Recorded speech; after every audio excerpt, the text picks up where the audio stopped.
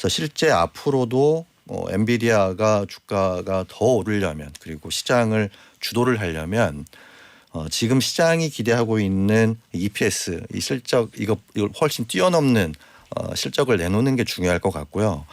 제 생각으로는 시장 예상보다 10% 정도는 더 나와야 되지 않겠냐.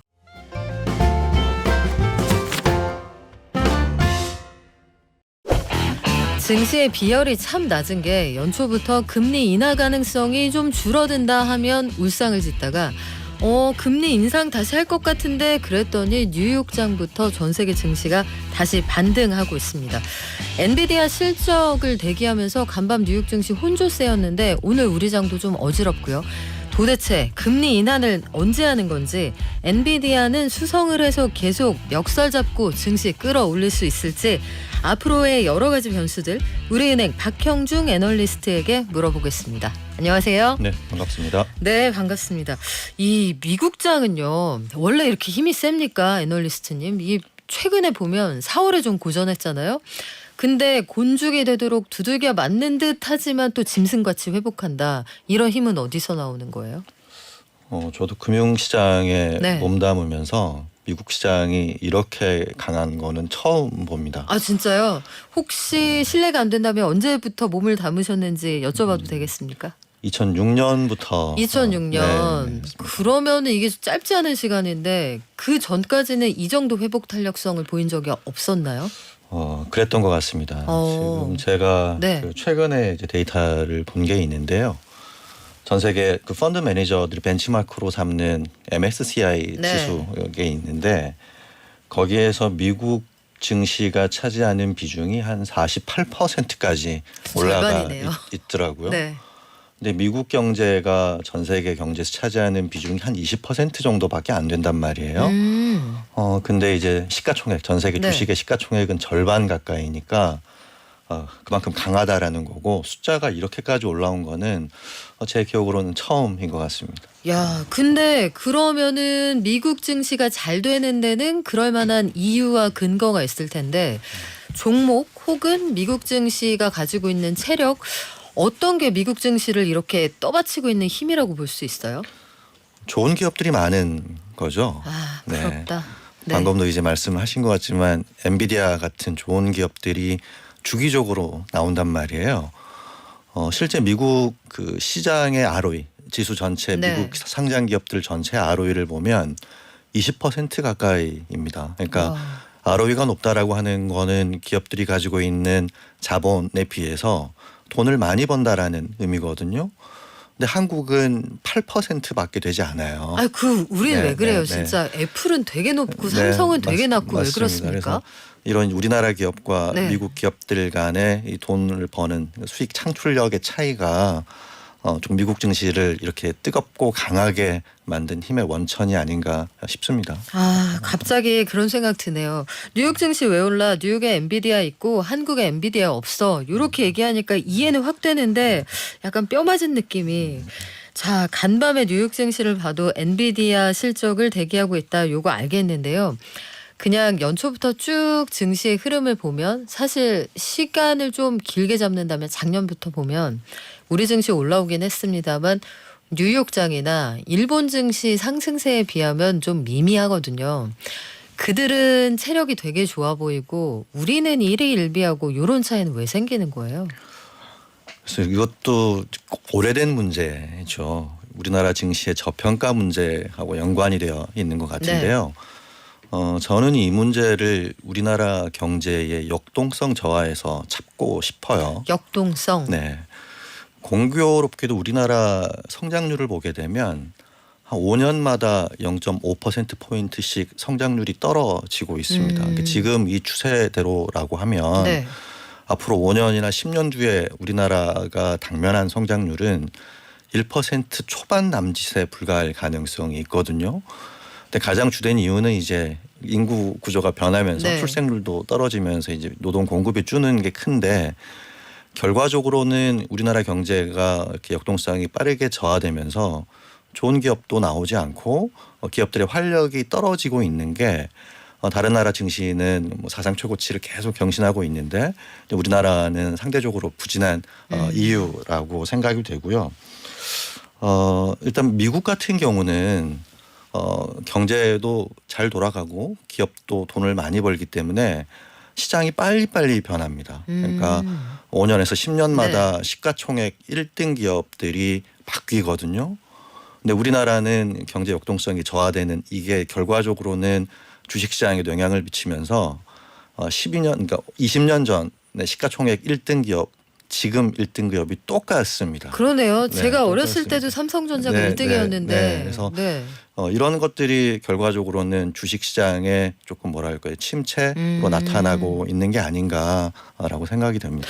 근데 궁금한 게요. 미국은 그렇다고 치죠. 엔비디아 같은 회사들이 중소기업이다가 지금 전교 10등 안에 들어가는 막 그런 회사가 되어버리잖아요. 근데 사실 일본이나 다른 나라들 보면 우리가 흔히 레거시 기업이라고 하는 옛날부터 장사했던 회사들이 그냥 그대로 있단 말이에요.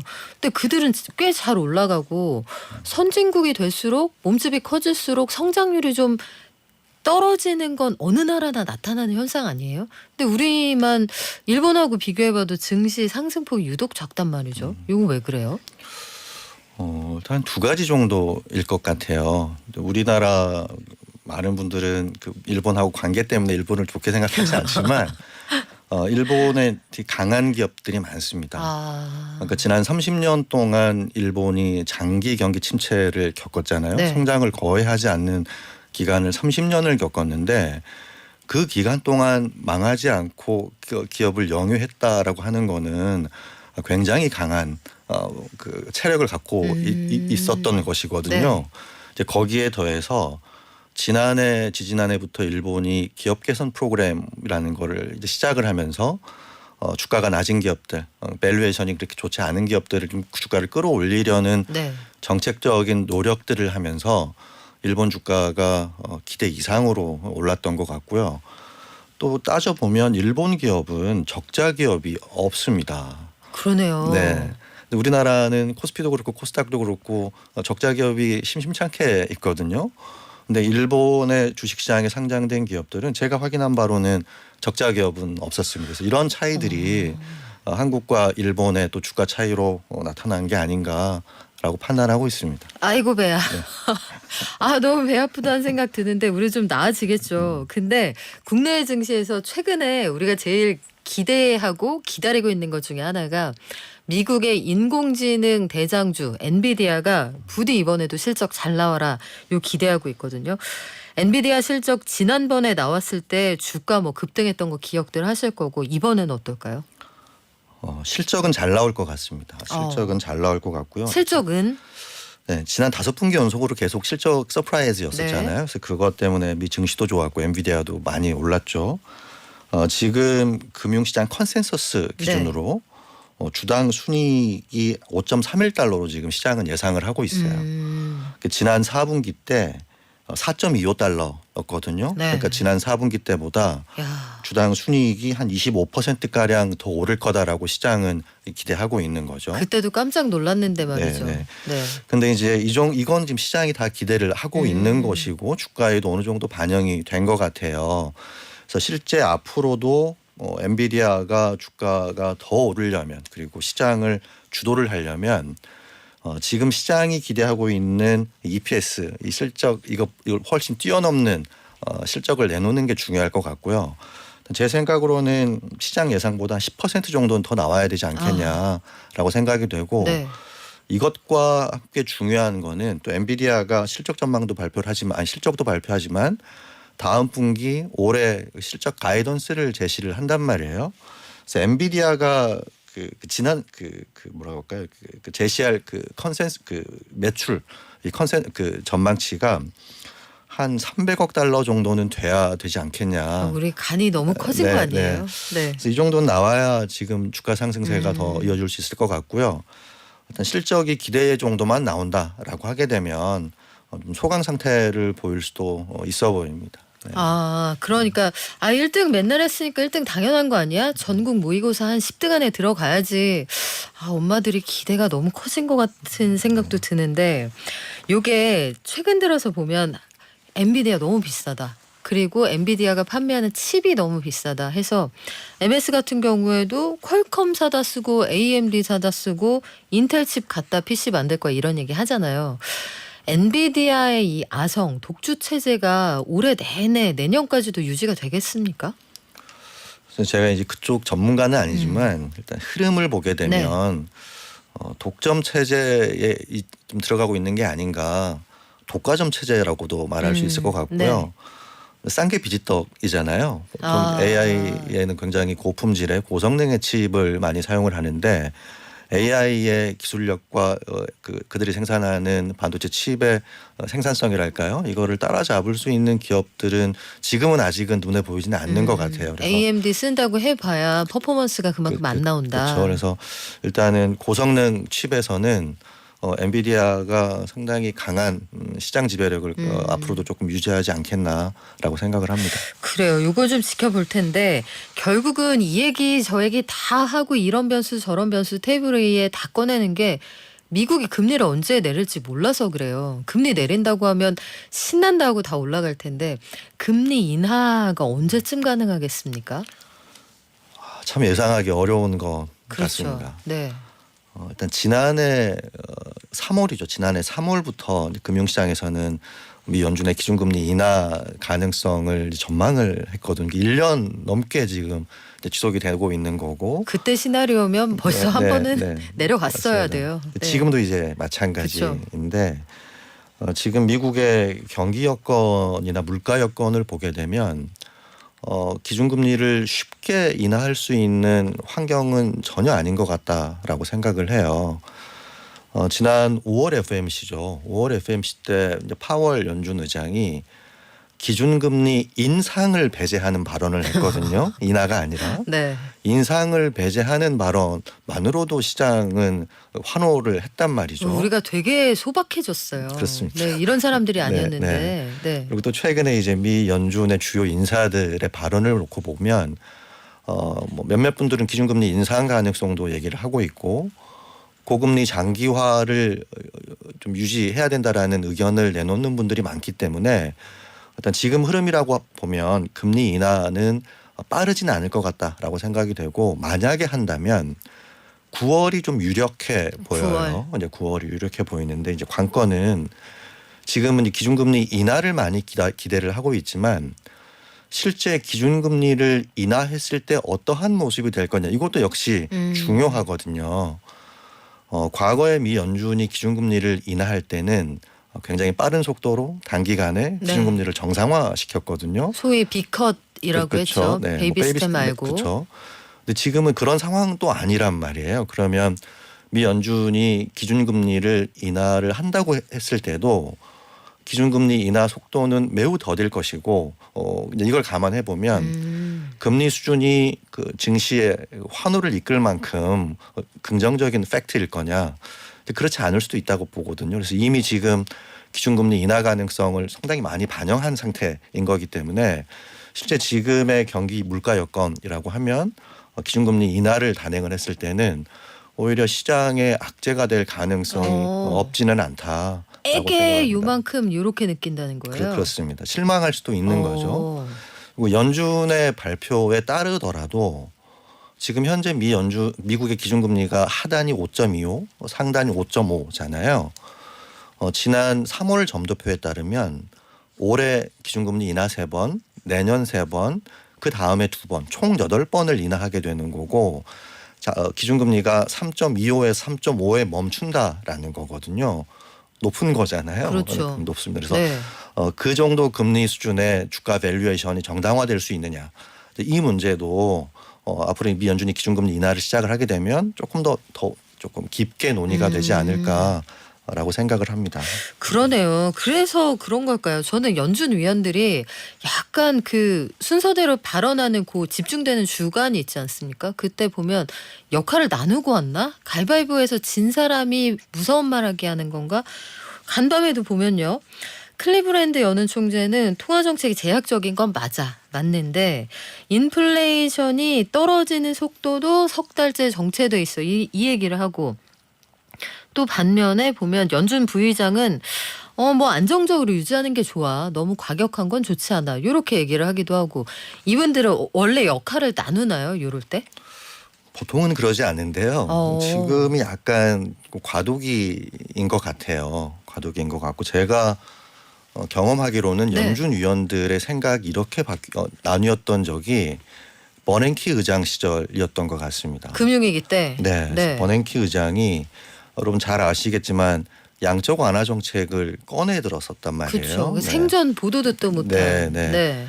그때 연준 위원들의 다수가 반대를 했습니다. 그래서 결국에는 버냉키 의장이 연준 위원들을 설득을 해서 양적 완화 정책을 관철을 시켰지만 그 당시에 양적 완화 정책을 가장 많이 반대했던 분이 지금 현재 연준 의장이신 파월 아 그래요? 이십니다. 그래서 지금 보면 그 파월의 언급과 네. 연준 위원들의 언급이 다소 달라요. 네, 다른 것 같아요. 그 말도 그래서 잘 안 듣는 것 같아요. 네, 그래서 지금 네. 이런 걸 보고 있노라면 연준 위원들의 생각이 상당히 다르다. 파월 의장의 생각과 연준 위원들의 생각이 다르다라고 추측을 해볼 수 있을 것 같고 만약에 지금 이런 상황이 조금 이어진다고 하게 되면 파월이 연준 의장으로서 자기의 의견과 전망을 이제 관철을 시켜야 되잖아요. 네. 그럼 연준 위원들을 설득하는 과정이 좀 있어야 될 거고 이게 한두 달에 그칠 것 같지는 않아요. 지금 5월이니까 네. 뭐 한 분기 정도는 가야 될 거고 그래서 그런 것들을 이제 뉴스에서 많이 접하지 않을까. 라고 조금 보고 있습니다. 네. 그래서 헷갈리는 거구나. 우리가 헷갈리는 게 정상이네요. 근데 미국은 여러 가지 지표를 보면 경기 괜찮고 물가 안 떨어지는데 금리 왜 내려 이렇게 하면서 강달러로 갈 수도 있겠지만 문제는 우리란 말이죠. 소상공인 자영업자들 빚 갚기 어렵고 내수 여력이 실종된다. 그러면 한국은행이 보다 먼저 금리를 내릴 가능성 이런 가능성은 없습니까? 제가 봤을 때는 네. 거의 제로인 것 같습니다. 0%. 네, 한국은행이 미 연준보다 앞서 기준금리를 인하할 가능성은 거의 없어 보이고요. 한국은행이 기준금리를 인하를 하려면 몇 가지 조건들이 이제 있어야 되잖아요. 물가는 떨어지고 기준금리 인하가 필요할 만큼 경기가 안 좋고 이런 조건들이 필요한데 지금 보면 1, 4분기 성장률은 예상보다 잘 나와서 주요 기관들이 성장률 전망치를 높이고 있는 상황이고 물가는 여전히 높은 상황이기 때문에 한국은행이 기준금리를 인하하기에는 명분이 약하다라고 조금 생각이 되고 다만 방금 말씀하신 네. 것처럼 금리 수준이 높기 때문에 이자를 내야 되는 분들은 많이 힘드시잖아요. 힘들어요. 힘드시기 네. 때문에 이제 그런 요구들이 나오면서 금리를 빨리 내려야 된다라는 의견들은 나올 수 있겠지만 실제 한국은행으로서는 지금 당장 금리를 인하하기는 꽤 어려울 것 같고 이제 그런 문제들은 한국은행의 통화 정책보다는 금융 정책이라고 해야 될까요? 재정 정책으로 조금 풀어나가는 게 좋지 않겠냐라고 생각을 합니다. 그래요. 그래서 금리의 향방을 아직까지는 딱 점치기가 어려운 상황입니다. 근데 이런 와중에 사실 부동산에 거의 직접적으로 영향을 미치는 섹터가 금리잖아요. 근데 금리 인하가 명시적으로 언제 될지 아직 모르는데 부동산 거래는 연초 이후로 늘어나고 있거든요. 특히 1분기의 거래를 보니까 빌라 전세 사기 이런 것들 여파로 아파트 거래 비중이 한 13년 사이 가장 높았다. 이 사람들이 아직 금리가 높은데 집을 산다. 이거 어떻게 받아들여야 됩니까? 그래서 저도 이 데이터를 보고 좀 걱정이 되더라고요. 어떤 면에서요? 우리나라가 전 세계에서 손꼽을 정도로 가계부채가 많은 나라지 않습니까? 한국은행이 2021년부터 기준금리를 인상을 하기 시작을 했었는데 네. 이제 기준금리를 인상을 하면서 이제 이자 부담이 되기 때문에 가계들이 빚을 갚기 시작을 했어요. 이거를 딜레버리징 내지는 부채 감축이라고 하는데 이게 딱 5분기 동안 이어지고 지난해 하반기부터 다시 가계부채가 이제 늘어나기 시작을 한 겁니다. 그러게요. 금리는 여전히 높고 한국은행의 기준금리 인하까지는 아직 가야 될 길이 먼데 그래서 제가 봤을 때는 그 한국은행의 기준금리 인하를 기대하고 이제 빚을 끌어서 다시 부동산을 사시는 분들이 아마 많으신 것 같기도 하고 아니면 빚을 내서 내지 않으면 안 될 정도로 어려우신 분들이 많아서인 것 같기도 한데 네. 현상적으로 놓고 보면 높은 금리 수준이 유지가 될 것 같고 한국은행이 기준금리를 인하한다 하더라도 그렇게 큰 폭으로 인하할 것 같지 않은데 기준금리 인하 기대 내지는 기준금리 인하하면 부동산 가격이 더 오를 거다라는 기대를 가지고 지금 부채를 끌어안고 부동산을 사는 거는 어찌 보면 뭐랄까 조금 이제 너무 조금 성급한 것일 수도 있겠다라는 좀 느낌이 좀 듭니다. 네. 그래요. 사람들이 앞으로의 자산 시장 가격 상승에 기대를 안고 들어가고 있다. 근데 이런 것들이 전반적으로 반영이 돼서 우리 투자자들 투심이 움직인단 말이죠. 그러면 시장에 뭐 기자들이 쓰는 비겁한 표현이기는 합니다만 시계 제로의 상황인 거예요. 이런 상황에서는 투자자들이 어떤 원칙을 가지고 증시든 자산 시장이든 대응을 하시면 좋을까요? 기대 수익률을 이렇게 높게 잡지는 않으셨으면 좋겠어요. 방망이를 짧게 쥐어라. 네, 네. 번트만 할까요? 네. 네. 그래서 앞서 지금까지 말씀드렸지만 작년부터 주가가 랠리를 보였잖아요. 네. 미국 증시도 굉장히 좋았고 한국 증시도 조금 많이 오르지는 않았지만 오르긴 올랐단 말이에요. 은행주는 많이 올랐어요. 네, 올랐는데 지금은 주식이 비싼 영역에 있습니다. 그렇습니까? 네, 그러니까 S&P 500 기준으로 보게 되면 지금 PER로 많이 보게 되는데 지금 한 22배 정도가 돼요. 근데 이게 역사적으로 보면 세 번째로 높은 밸류에이션입니다. 그만큼 주식이 비싸다라는 거거든요. 지금보다 주식 밸류에이션이 높았던 때가 금융위기 때와 코로나 팬데믹 2번 정도밖에 없어요. 한 번 더 하면 이제 IT 버블 때. 네. 이때만큼 주가가 지금 많이 오른 상태고 비싼 상태이기 때문에 지금보다 뭐 더 오를 수는 있겠죠. 근데 오른 폭은 지난 2, 3년과는 네. 조금 다를 수 있어서 좀 기대 수익률은 조금 낮추면서 접근하는 게 좋지 않겠냐 싶습니다. 자, 너무 욕심내면 안 되는 장이란 말씀 끝으로 오늘 보내드릴게요. 지금까지 우리은행 박형중 애널리스트였습니다. 고맙습니다. 네, 감사합니다.